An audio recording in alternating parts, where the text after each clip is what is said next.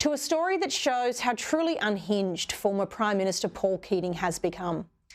After dismissing AUKUS as, quote, the worst deal in history, and calling the Prime Minister incompetent for signing us up to it, Paul Keating has now labelled the head of NATO a supreme fool for his push to increase the alliance's ties with Asia in an attempt to contain China ahead of the PM's visit to Germany and the NATO summit. Now, most people see the expansion of diplomatic relationships and networks as a good thing, a peaceful way of encouraging nations to work together in a way that suits their own interests and respects their sovereignty. Keating even made the extraordinary claim that NATO Secretary-General Jens Stoltenberg, quote, overlooked the fact that China represents 20% of humanity and now possesses the largest economy in the world, and has no record of attacking other states, unlike the United States, whose bidding Stoltenberg is happy to do, close quote. Mr Keating never seems to mention the economic coercion of Australia, human rights abuses, environmental record or arbitrary detention practiced by China in his Beijing fanboy diatribes. I guess it's all in the eye of the beholder. Joining me to discuss Keating's latest outburst is Director at Strategic Analysis Australia, Peter Jennings. Peter, welcome to the show. Why is Paul Keating so dead set against AUKUS and NATO's attempt to positively find ways to contain China?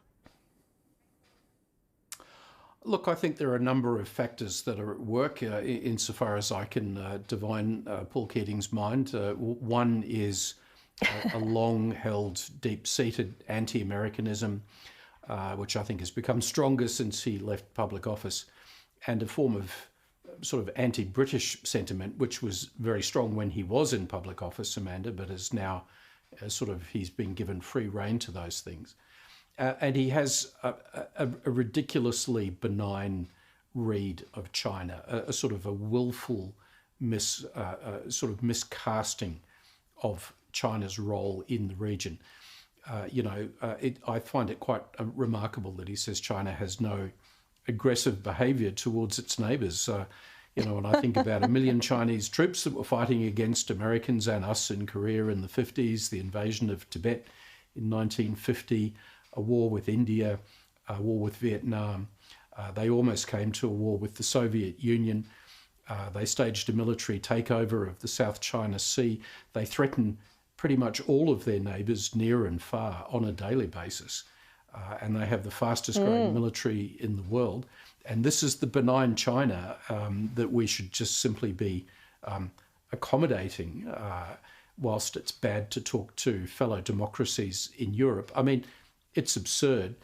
And Amanda, all I could say is, there's a not so fine line between knowing when your audience is laughing with you and when your audience is laughing at you. And people have been laughing at Paul Keating for quite some time now. I do wish his friends would say to him, Paul, it's time to take a step back, because frankly, his interventions on international affairs are just becoming sad, I think is the way to describe them. Yeah, Peter, I do think he has well and truly jumped the shark, as they say. Recently, we saw motions supporting AUKUS voted down at Labor Party state conferences and motions to acknowledge Palestine getting up. Peter, you've referred to that anti-American sentiment and anti-Western sentiment that's demonstrated by Paul Keating's comments, but is that sentiment brewing throughout the ranks of the Labor Party more generally?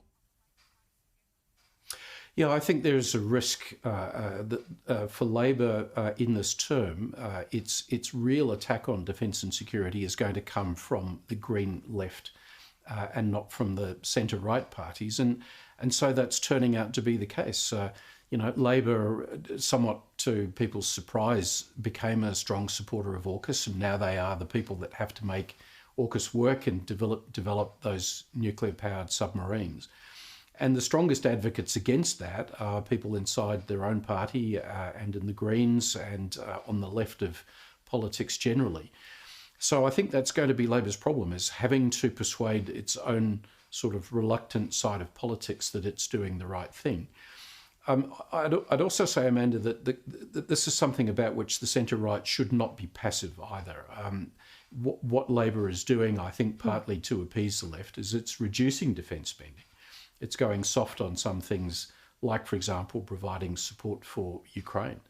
And there needs to be a strong critique of that put forward to make sure that Labor stays on the straight and narrow as far as Australia's defence interests are concerned. Yeah, that's a good point. Although, it's a good thing that Labor hasn't backed down on the AUKUS deal. It can't go soft on everything that's needed to make it meaningful.